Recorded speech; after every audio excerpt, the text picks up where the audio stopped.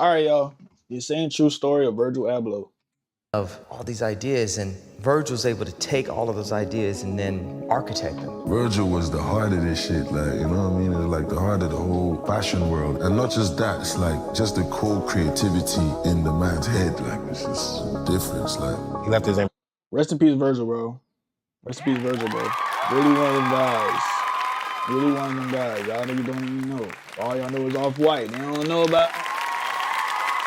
You don't say too much. You don't say too much. All y'all know is a little shit about Virgil. Y'all don't really know about Virgil, bro. Just chill. Relax. I mean, it's a giant. Relax. You know, the whole idea is to tell stories, to open up doors for others, you know, to hopefully change the landscape of art. That's what motivates me. The GQ 2017 International Designer of the Year is Virgil Abloh. Virgil Abloh was one of the most famous designers who ever lived. He created multiple waves of iconic fashion. He became not just an influential designer, but literally one of the most famous fashion designers ever, while also leaving a huge mark in the world of art and music, creating some of the most iconic album covers of the last 15 years. I didn't know that. That's hard. I didn't know that. That's hard. I did not know Performing that. as a DJ at music festivals around the world. He was the definition of a Renaissance man, a Pyrex. You massively don't know about successful Pyrex, artist, man. and he did it all as he broke down barriers, becoming the first ever black man to work as the artistic director at Louis Vuitton. But how did he get there? What made Virgil so special that everything he worked on became iconic? What were the secrets of his success, and how did he become such a massively influential artist? This is the story of Virgil Abloh. But before I start telling the story, I wanted to let you guys know that the production of this video is only made possible by my writing, moving forward and changing first, and this there. So go shipping in the Illinois that's not really known for much besides industrial jobs and Midwest culture. But his parents met in Accra, Ghana in the 1970s, and they took their future seriously from a young age, with Virgil later talking about how moving to America was always their dream. When they finally settled in Rockford in the late 70s, Virgil's dad worked in a paint factory and his mom was a seamstress, which led to Virgil learning how to use a sewing machine at home as a child. When Virgil described his childhood in Rockford, he called it suburban and awesome. And while his parents did their best to set him up with a promising future in their new country, I think it's safe to say that they never quite imagined him becoming a world-famous visual artist and product and fashion designer. Like a lot of immigrants, they had practical goals, and they wanted Virgil to be an engineer and find financial success. And Virgil himself was ready to do so. In his own words, coming from an immigrant family, he didn't grow up with a first world understanding of art and fashion. He said, "My parents weren't versed in art. I thought art was just a trophy and a symbol of wealth." Virgil was always a pretty dedicated student. He ended up going to college for civil engineering and he graduated with an undergraduate degree. And I'm gonna tell y'all something, bro. I feel like art is a scam. I'm gonna be honest, art is a scam. Because it don't make no sense. Like, how artwork is basically, it's hype. Like, you can literally, if I'm that nigga in art, I can go throw a fucking orange paint, green paint, yellow paint at a fucking canvas and sell it for $1 million, $2 million. Like, it's just hype, bro. I don't really understand the value of it. The value is the person, as the artist, I guess. I keep telling y'all, bro, I don't know nothing. I'm stupid. So it's kind of like, take whatever I say at heed, but I feel like that's how art works. So I just feel like it's a scam because it's like, if I'm hype, that means, I mean, you know, I guess that's anything. I guess that's cars, clothes. I guess it's anything. I guess art is just kind of one of those. Okay, I get it. A master's degree in architecture scam, in 2006. His master's thesis included a design for a Chicago skyscraper that curved towards Lake Michigan. But according to Virgil, there was one specific moment that first gave him an interest in fashion. On Virgil's campus at the Why is everybody still wasting their time trying to learn how to Y'all skip caught ads? me. Just download Pi. I don't have YouTube This Premium. Chrome extension takes 5 seconds to set Just up chill, and it I'm blocks not there ads yet. on any website you visit. If y'all give It me makes 50 the ads subs, just I'll like get disappear. YouTube It's Premium. that But simple. until then, No more we watch these interruptions. ads. Illinois Institute of Technology in Chicago, a brand new campus building that combined a student center with a giant steel tube to muffle the noise of the train that ran above the building, ended up inspiring Virgil to learn more about fashion and design while he was studying architecture at the same time. So even though Virgil did follow the path his parents laid out for him and he was ready to become an engineer, he ended up chasing many different things while he was in college. As he was working on his degrees, he was also DJing at house parties and small shows under the name Flat White, and he was also designing t-shirts when he could at local Chicago screen printing shops. He also helped make clothes with a Chicago music producer called Jay Boogie and a brand called Custom Kings. And the story goes that that's how Virgil met the artist who would later become his mentor and close friend, helping him change the course of his life and bring his creative vision to the world.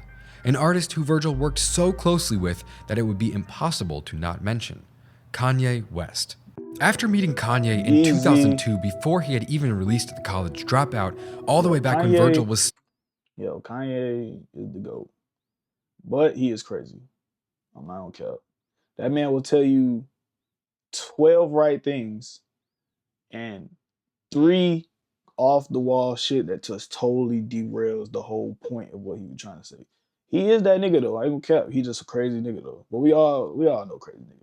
Engineering school, and Kanye was still a record producer, Kanye's managers coordinated for Virgil to begin assisting with Kanye's branding, and they started a journey that would end with Virgil eventually defining a large portion of Kanye's visual footprint for a long stretch of his career. A lot of people think that Virgil first started working with Kanye at the Fendi internship in 2009, or maybe even for the 808s and Heartbreak album art back in 2008. But before all of those iconic visuals, Virgil had a big part in paving the way for Kanye's fashion career as far back as 2004. Because a lot of the time, the story of Kanye's fashion career is told like it was an immediate, out of the blue, insane success. But earlier, years before, he had a number of false starts in fashion. He went down a lot of strange forks in the road. But Virgil was there for all of it. He was gaining valuable experiences while also developing the skills and vision that later made him an icon all on his own. So let's get into what exactly Virgil was doing with Kanye back in 2004. When Kanye was first getting started as a rapper, he went up against a lot of criticism for not just his music, which a lot of industry people didn't like because Kanye didn't really embody the popular gangster image of the time, but also his clothes. But by the time he finally started blowing up in the mid-2000s, his trademark pink polo shirts, the striped sweaters, the backpacks, they became a piece of his brand. They helped him stand out from the crowd. Naturally, he and his team saw an opportunity they could capitalize on, and the brand mascot was born. And Virgil himself had an intern-like position. He was designing mock-ups, using Photoshop, working on... It's kind of fucked up that Kanye said fuck Virgil, bro. I ain't gonna lie. Like, I knew they was cool, but I ain't know the man was like fucking with him like that. Like, it's kind of fucked up. That's kind of fucked up. I ain't gonna lie. Logos, but the main idea was to capitalize on Kanye's unique look and persona by mass-producing peppy clothes. This is legendary, like, this is like flawless. This is flawless. There's no better, like a mascot. It's a mascot. It's literally a mascot. Like, there's no better mascot out there. Like, there's no better branding. You know what I'm saying? Like, this is top notch. This is crazy. Polo shirts, sweaters, jackets, all of those featuring the Kanye Bear logo where the Lacoste or Ralph Lauren logo would normally be. And they were going to sell them to the masses, but the brand never launched. Kanye wore the few samples they did make in public just a few times. He wore one in a music video for the new workout plan.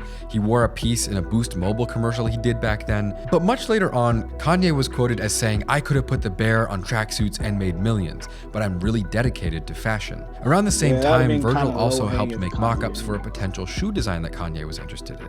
They did over 50 colorways for one design, although obviously that shoe also never materialized. These days, Kanye's first brand is all but forgotten outside of strange, shadowy, obscure pages on the internet, and I could barely find any sources as to what these clothes actually looked like, let alone why they didn't end up going into production and why the brand was canceled entirely before it began. But it does seem fair that most likely Kanye just didn't want to cheaply capitalize off logos from his music, but rather he wanted to make a real impact in the fashion industry. That's what I'm saying, bro. Niggas nowadays, they just put a logo on a shirt and just think everybody's supposed to buy it. No, bro, that shit ass, twin. That shit ass, gang. I'm sorry, bro. Ye just literally, I didn't tell you that. Ye literally just told you that. Do not put your fucking logo on a shirt and just expect me to buy it just because your logo on a shirt. Twin, that shit ass. Make some shit, twin. I put that shit on. Don't judge me right now because I got this Texas jersey on. It's cool. Y'all know. Well, you probably don't know. I put that shit on for real, bro. I'm really one of them. The wrong button. That was another one. That was that button. I'm getting. Don't let me learn my shit. Another one. I'm be on niggas' ass. Another one. Okay then.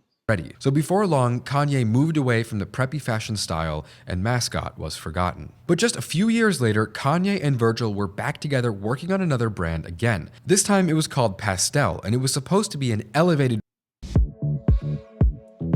Give me the 50. It's your fault. We gotta watch this, bro. You didn't sub. You just want to watch. No version of artist merch that would sit somewhere between streetwear and high fashion.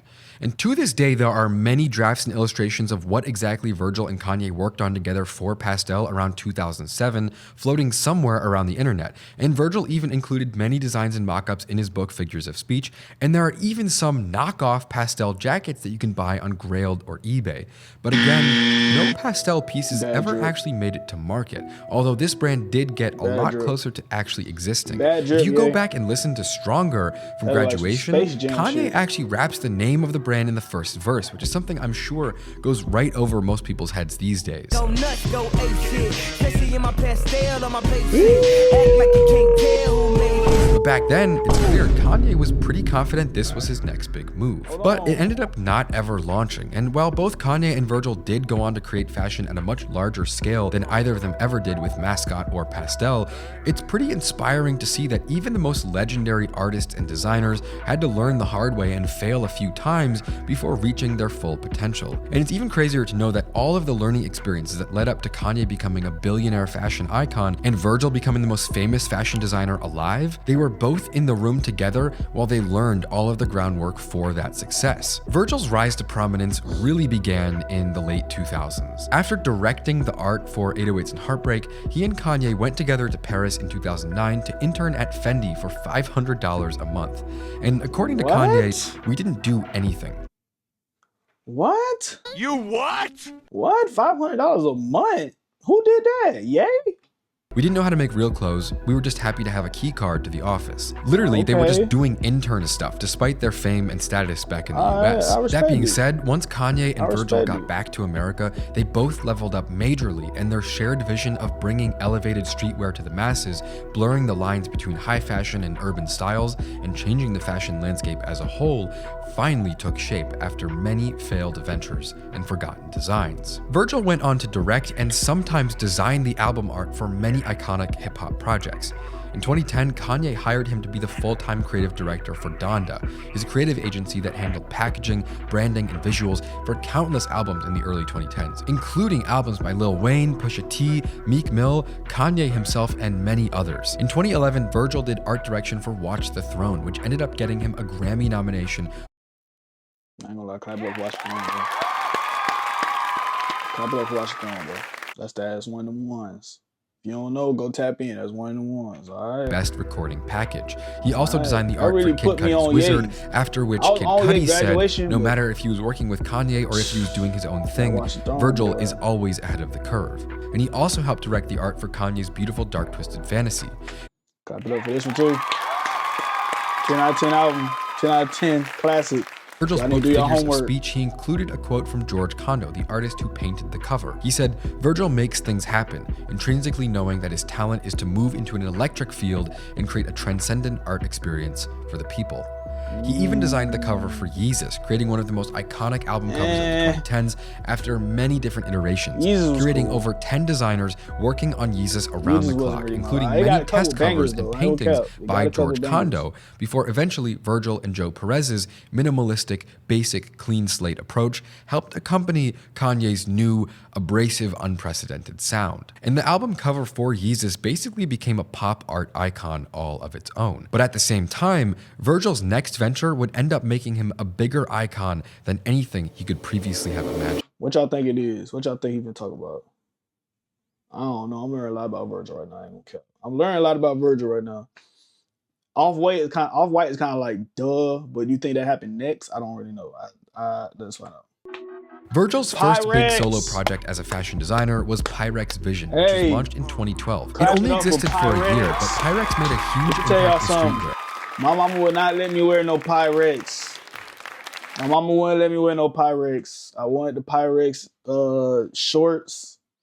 She wouldn't let me get them. She didn't understand what it was. She told me I was doing some bullshit. She did not let me get the Pyrex shorts. I was a kid, bro. I been trying to tell niggas, bro. I was really on that as a kid, bro. Bro, I did not have them pirate shorts, bro. That's kind of. I want to get some now as an adult. You think I can find some, bro? I don't know where I would have to look though. Grail, maybe Grail. I look them Grail. Grail don't got no pirate shorts. Creating a rough, early blueprint of the formula that Virgil would later build upon to become one of the most influential designers alive. Pyrex itself, though, was a strange moment. It essentially came out of nowhere and became extremely popular overnight, in many ways thanks to the industry connections Virgil already had. After Kanye, Jay-Z, Kendrick Lamar, Kylie Jenner, A$AP Rocky, and many other artists and influencers wore Pyrex in public, it became one of the hottest streetwear brands in just a few months. But Pyrex ended after just a year, because it ultimately wasn't a viable business model. Juggling multiple client sites? Supercharge your productivity with AI made for agencies. We'll keep watching them. But in Virgil's words, it wasn't ever meant to be. It had started as a short film about downtown New York streetwear and rap music, but seeing influential people wear his designs had made Virgil feel like it could be something more. He said it was never intended to even be a clothing line. And the reason why it wasn't a viable business model was pretty simple. According to a 2021 A$AP Rocky interview, Virgil got a cease and desist from the glass company Pyrex, and A$AP Mob ended up helping him build a vision for a new, better brand. But even more than that, Pyrex, despite its massive popularity and viral success, was built on non-existent manufacturing. The thing about Pyrex pieces is that they were really, really simple. All Virgil did was take blanks from Champion and Ralph Lauren and screen print Renaissance paintings on the front and Pyrex in blocky letters on the back. And the prices Virgil was charging meant that he didn't even have to buy the blanks wholesale. He could literally go buy them at the store and still make a 1,000% profit. In the example of one particular flannel that Pyrex sold for $550 a piece,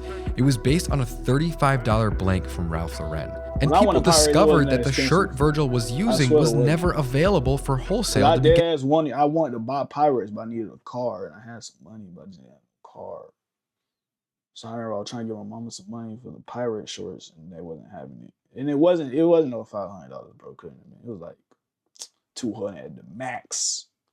200 at the max. Cause I remember wanting them goddamn pirate shorts. You know what I'm talking about? Put a comment below, bro. He was literally buying blanks for the brand at retail at the store and making hundreds of dollars of profit by screen printing pictures and words on the front and back. And craziest of all, he was using a brand name he didn't legally own. He was using shirts that weren't his. He was using designs that were made by someone else. But many people saw it as being deeper than that. And in order to explain what I mean, I'm going to share a section of a 2021 article that I love that was written by New York designer Mark Sabino, and it goes like this.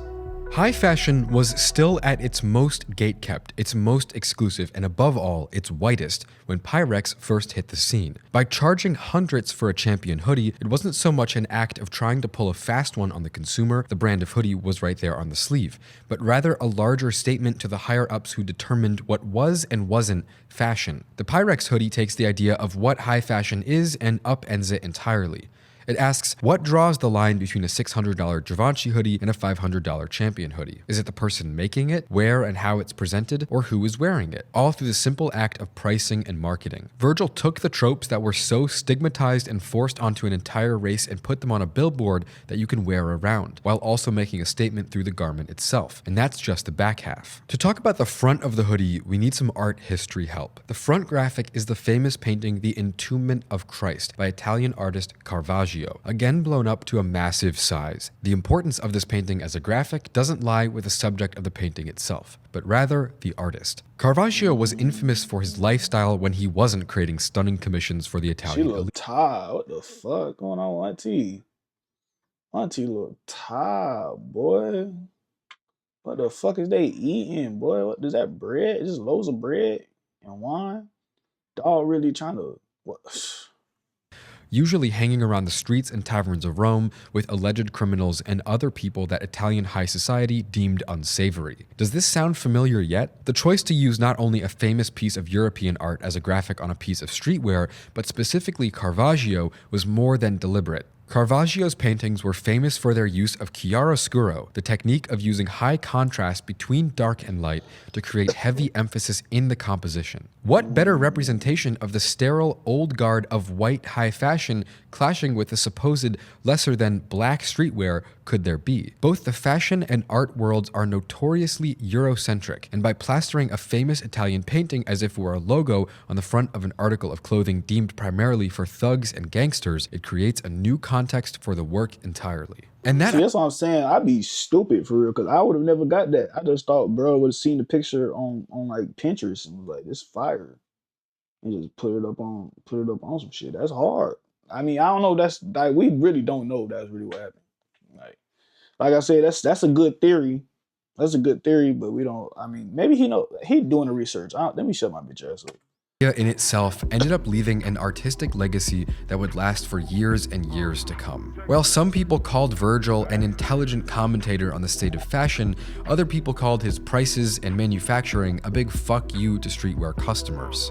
Either way, Virgil's reputation was growing. He knew how to build hype, he knew how to sell clothes, and he was developing a formula of reinterpreting familiar ideas that would end up becoming huge. So over 10 years, if you've been waiting for a sign to try Ready Mag, this is it. This is your sign. Your sign to start creating juicy, interactive websites. Getting a little long now. Years after beginning his education in engineering, finding inspiration while at school, working on 2 different now forgotten clothing projects with Kanye, becoming the creative director at Donda, helping shape the visual identity of so many classic albums, Virgil was finally on the verge of becoming the most prominent fashion designer alive. So after just a year, Pyrex was ended. There were legal issues and controversy, and it just didn't make sense to continue using that name. But not long after, another project, which would become the biggest thing Virgil ever worked on, was born. Off-White was founded in Milan, Italy in 2013 in a much more official capacity than Pyrex. Virgil himself had been a student for a long time, working under other artists and contributing to larger projects, sometimes while going to college for over 10 years. And now in 2013, at the age of 32, after being patient and learning for so long, it was finally time for Virgil to step out on his own and change fashion forever. His vision of disrupting the world of luxury was about to finally become reality.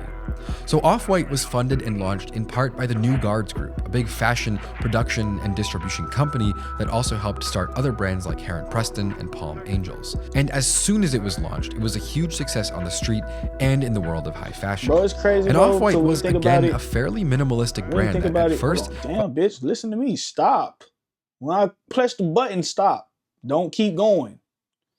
Bro, when you think about it, niggas was wearing Jordans, niggas was wearing foam posits, niggas was wearing KDs, Kyries, Bronze. Niggas was wearing shit like that until this nigga Virgil really made like designer, like urban, for lack of better words. Like really, what he said, 2013 All-White came around?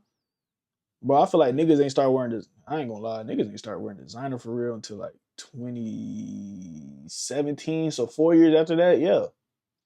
4 years after that, niggas start wearing designer. That's crazy, bro. Because designer, it used to be 1 or 2 people with designer, but after 2017, everybody in mama had some McQueens, some goddamn whatever the fuck, Gucci's, like. Niggas started wearing designer around that time. All right, is Virgil responsible for that? Am I finding out some new shit? A lot of the same principles that Virgil had come up with while working on Pyrex. They dropped flannels, jackets, t-shirts, sweaters, and even pants with the blocky off-white text and either a white square made of 4 arrows or a square made of thick white diagonal lines, which according to Virgil's book was a way of crossing out the numbers from the Pyrex brand and starting over. He also wrote, "What I loved about the diagonal is that it reads as off-white from a block away." What? The pieces that blew up and became so hyped and desired and copied that Virgil became a legend in just a few years, the key... They ain't get that. They ain't get that. Hold on. You heard him? Brand and starting over. He also wrote, "What I loved about the diagonal is that it reads as off-white from a block away." That mean niggas know my brand. Niggas stop playing with me. Niggas know what this is, a block away. You see that little stripes? Oh, that's off-white. Dog got on off-white. Dog, fresh. Stop playing with dog, man. The pieces that blew up and became so hyped and desired and copied that Virgil became a legend in just a few years, The key ingredients were pretty simple. It was zip ties, air quotes, big blocky graphics of arrows and barricade tape. So how did it end up blowing up so quickly, and what did it mean? Because after just a few short years, Off-White had over a dozen flagship stores on 4 continents. They had pieces in every high-end retailer in the world. They had runway shows at Paris Fashion Week and a laundry list of major commercial collaborations. Off-White was a true marriage between streetwear and high fashion. It made Virgil one of the most famous fashion designers alive after just a few years, and it also delivered on a lot of the ideas he began developing much earlier. But what made Virgil's style so engaging? It wasn't uniqueness, it wasn't originality. Virgil Abloh's work was something else. He had a way of taking something we already know, something simple and regular, and making it new without changing all that much of the original piece underneath. The goal of a lot of projects Virgil worked on wasn't to create anything new in essence, but to package familiar objects in a new way, which I think ended up being ultimately the key to his success. Virgil called his philosophy of design the 3% rule, and he's talked openly about how it was majorly inspired by the work of a French artist named Marcel Duchamp, who was born in 1888 and was active in art until the late 1960s. And he was a huge pioneering force behind how we think of and understand art in general to this day. And Marcel Duchamp's most famous piece is a urinal. But more than just being crazy, this is hard. This is hard, bro. The urinal by itself, ass. Nobody worry about no goddamn urinal. You put the little shit right here. That bit gas. I can't, bro. Toilet. Crazy. It serves 3%. as the basis of— Don't try to fix the wheel, nigga. Don't change the wheel. Keep the wheel the same. Put your little glitter on it, little spikes, little. You know what I'm saying? Keep it the same, but make it yourself, make it your own. You heard me? Come on, Virgil man. would come along and do to the world of fashion about 100 years later. Got a screenplay in your head, but not on paper? I know. I didn't Meet know. Squibbler, the AI script writer that turns your ideas into professional.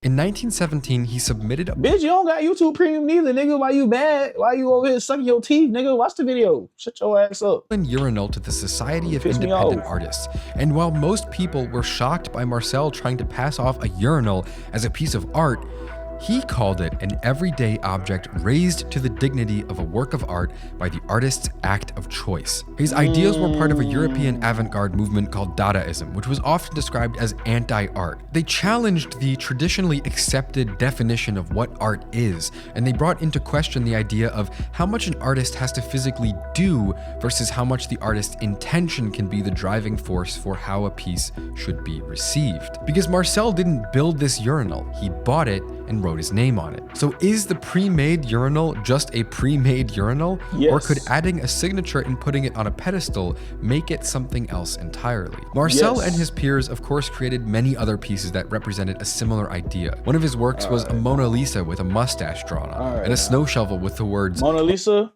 mid. I don't know why is that so famous. I don't know why we hype that up so much. Mid is a white lady looking at us in a nightgown. Ass. That is ass, literally. Duchamp 1915 painted on the handle. And the way that Virgil took this idea and adapted it to sit at the core of almost all his work was simple. Even back at the beginning of Virgil's career with Pyrex, when he was printing an Italian Renaissance era painting on a hoodie and selling them for $250 a piece, he didn't create the painting or the hoodie, but he did create a new meaning by combining both.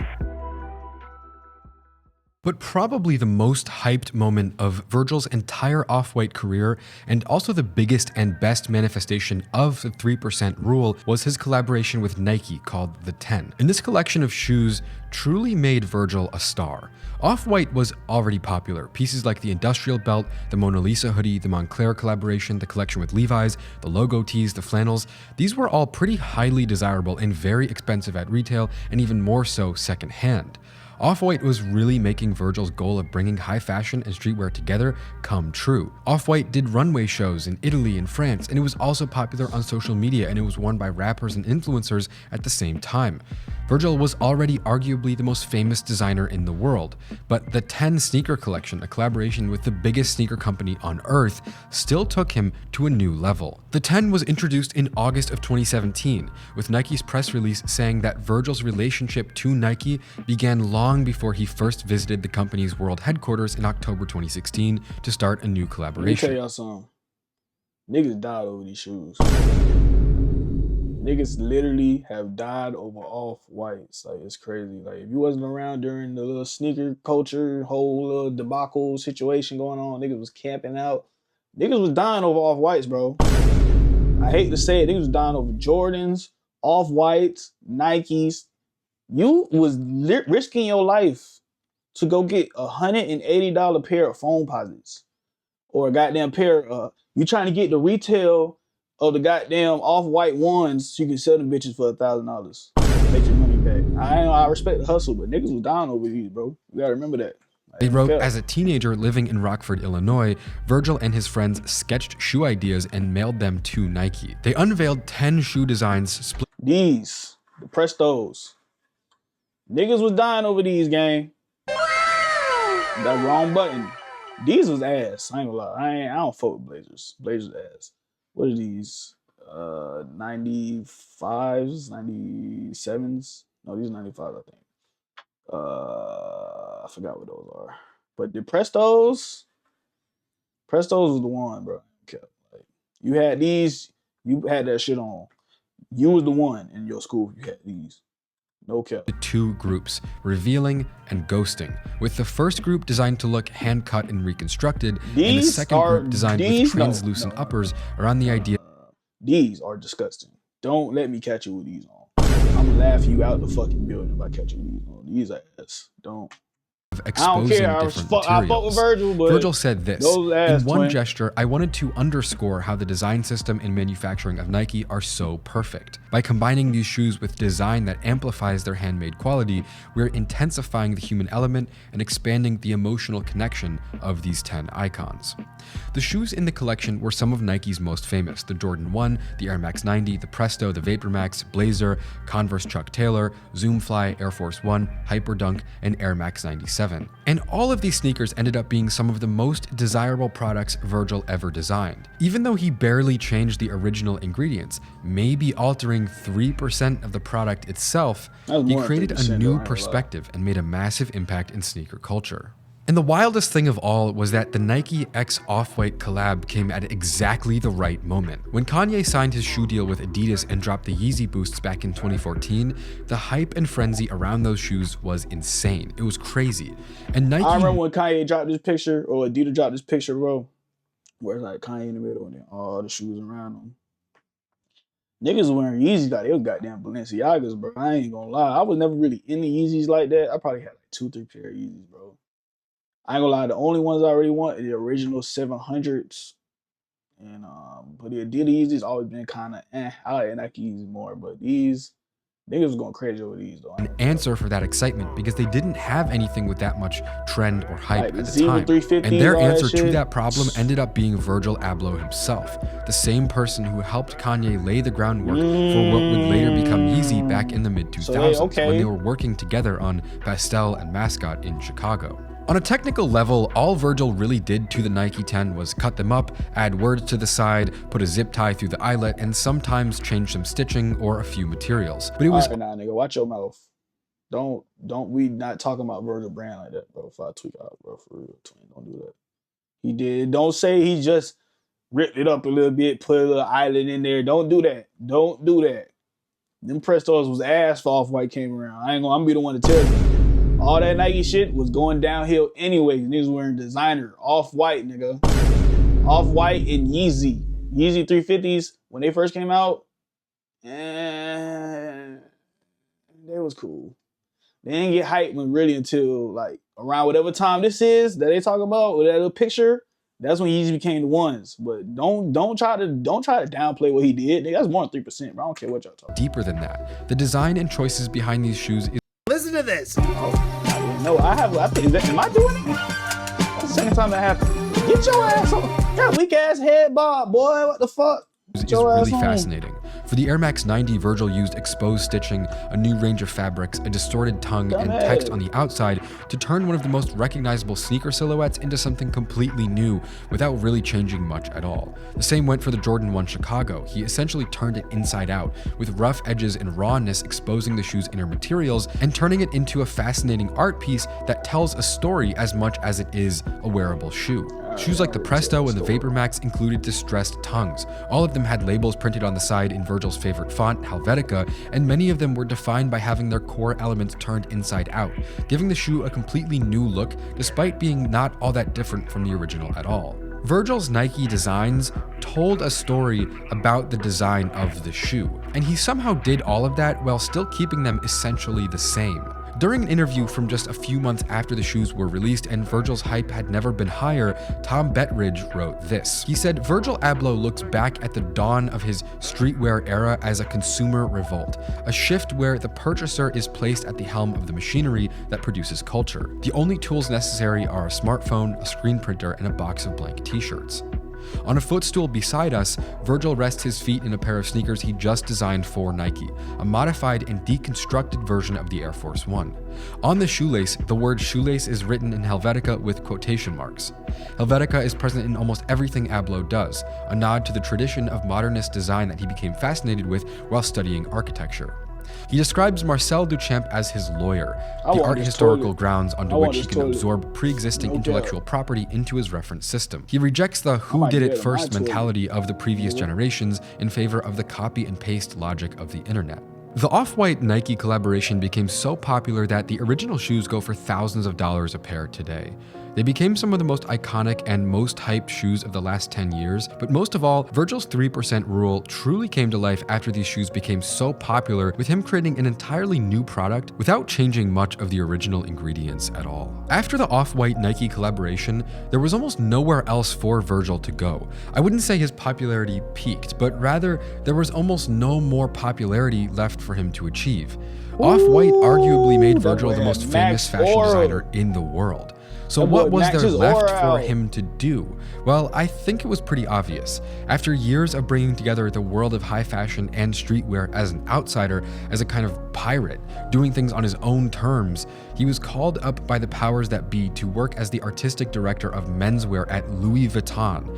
He was the first ever African American to work as the artistic director at any luxury French fashion house, and things only went up from there. His first collection for LV debuted in Paris at the 2018 Men's Fashion Week show, and it featured 56 pieces focusing on reimagining accessories with a wide variety of color schemes. Many of the guests at the show were students, with Virgil writing in an Instagram post, "Like some kids today, I started the surreal mission without fashion school, but with a blank t-shirt, a screen-printed idea, and a dream." The soundtrack at the show included Kanye's I Thought About Killing You, and some of the models that walked the runway included Playboy Cardi, Steve Lacy, and Kid Cudi. The Fashion Week 2020 collection called Heaven on Earth was another interesting one, featuring suits with printed clouds and close tailoring and uninhibited design. Throughout the next few years, Virgil became more prolific than he ever had been before. He designed the dress that Serena Williams wore while playing the 2018 US Open. He did a luggage collaboration with Rimowa. He did a range of pieces with IKEA, including a clock, chairs, tables, and a backlit lightbox version of the Mona Lisa, and of course,